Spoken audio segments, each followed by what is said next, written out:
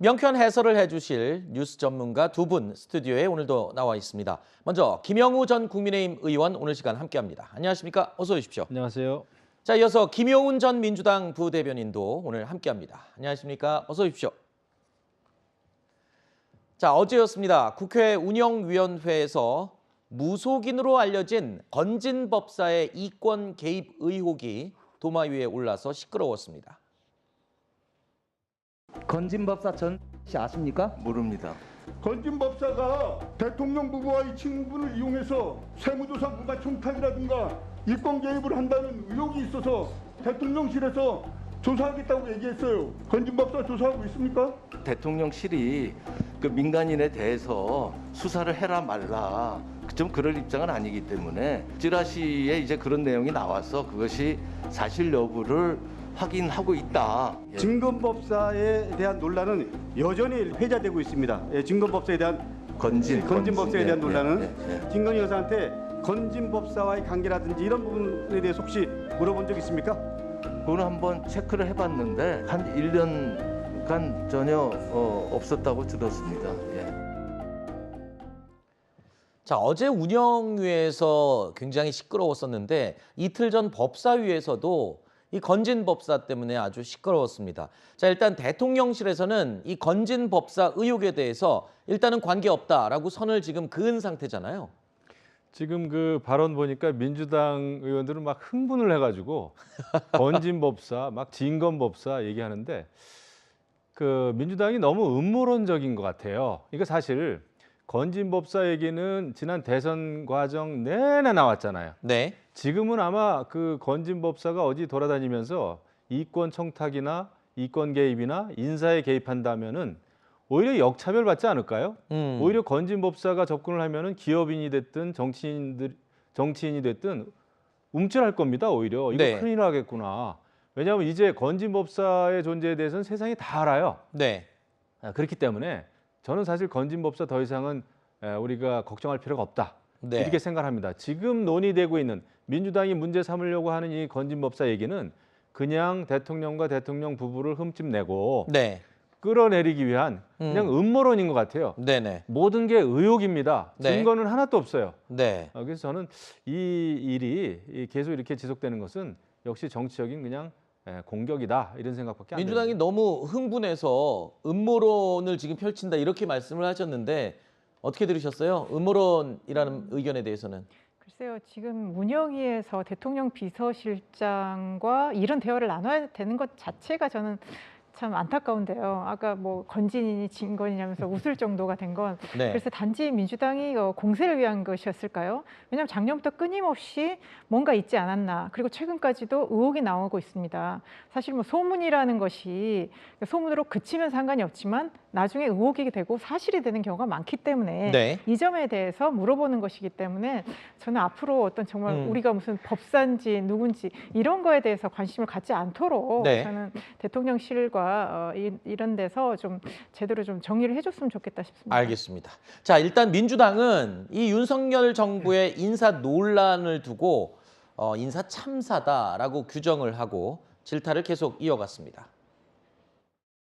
국정 전반에 대한 난맥상으로 인해서 우리 비서실장께서 혹시 대통령께 사의를 표명한 적이 있습니까? 없습니다. 저는 비서실 어떤 직원들도 마음대로 사의를 표명할 그런 권한이 없다고 생각하는 사람입니다. 대통령이 필요하면 쓰는 거고 대통령이 필요 없다 그러면 혹시라도 나가야 되는 그런 입장이라고 생각합니다. 지금 윤석열 정부에만 이것을 지나치게 엄격하게 사적 채용이라는 어떤 프레임으로 하는 것은 저도 대통령 이 실은 지금은 이제 5번째인데 과거에도 다 그랬습니다.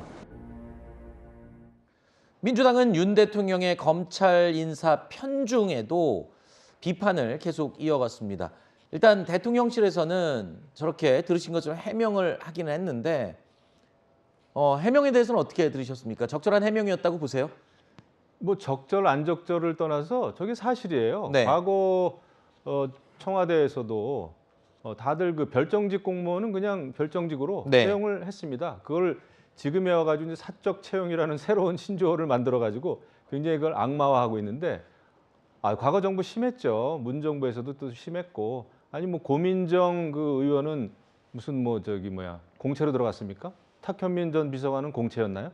그거 아니거든요. 다 사적인 관계를 통해서 추천받고 해가지고 들어가서 일을 하는 겁니다. 네. 근데 유독 윤석열 정부에 들어와가지고 대통령실 모든 게 사적 채용이고 그 사적 채용이 잘못된 것이냐?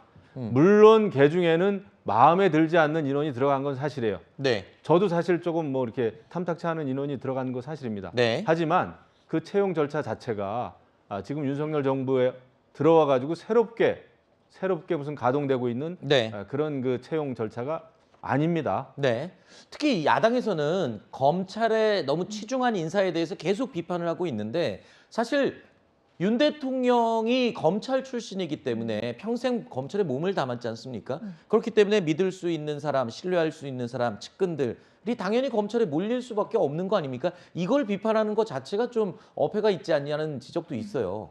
글쎄 뭐 인사권이라는 게 항상 뭐 윗사람의 고유 권한 뭐 이렇게 생각을 하지만, 그러면 검찰총장이 우리 대통령이 검찰 출신이면 다 주변에 그럼 검찰만 써야 되고, 그러면 어디 의사 출신이면 다 의사만 써야 되는 거, 그런 거 아니지 않습니까? 뭐 물론 신뢰할 수 있는 사람들, 그간에 교류했던 사람들의 폭이 제한될 수는 있습니다. 그렇지만 대통령은 검찰 조직의 대통령이 아니라 전 국민의 대통령이기 때문에 인재를 두루두루 써야 되고요. 물론 신뢰할 수 있는 사람을 쓰기도 하겠지만 그런 거는 국민 정서에 맞게 해야 되는데, 저는 김대기 그 실장의 어제 그 답변을 보면서 되게 놀라웠습니다. 아까도 나왔지만 비서실장이 직원들에 대해서 사의를 표명할 권한이 없고, 대통령이 필요하면 쓰고 대통령이 필요 없다고 하면 한시라도 나가야 된다. 그걸 뭐 본인이 무슨 결정권이 없다는 것이라고 얘기할 수는 있지만, 그렇지만 비서실장이라는 게 대통령이 인사권을 잘 행사하고 국정을 잘 운영할 수 있도록 보좌하는 자리인데, 마치 여기는 그냥 대통령이 다 알아서 하는 것 같다, 이런 인상을 주기 때문에 저는 비서실장이 좀 무책임한 것 같고요. 그 안에서 그러면 지금 주변이 다 검찰 측근들로 둘러싸인 대통령실에서 과연 김대기 실장이 대통령에게 제대로 된 목소리를 내고 있는지, 네. 그게 약간 의문이 듭니다. 알겠습니다.